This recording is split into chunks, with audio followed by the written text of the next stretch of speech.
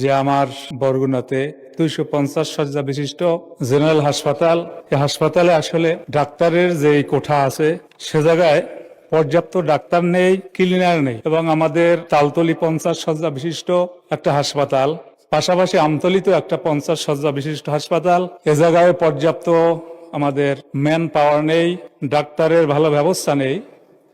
সেক্ষেত্রে আমাদের এই বরগুনার 12 থেকে 13 লক্ষ জনগণ আসলে সুচিকিৎসা থেকে তারা বঞ্চিত হচ্ছে।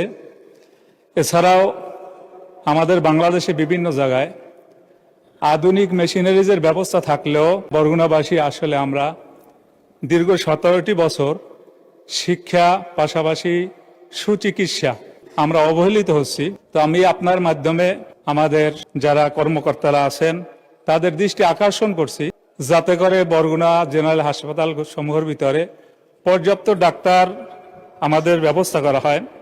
বরগুনাতে 250 শয্যা বিশিষ্ট হাসপাতালের যে জায়গায় পদের সংখ্যা আছে 55, সে জায়গায় অত্যন্ত দুঃখের বিষয় মাত্র ডাক্তার আছে 16 জন।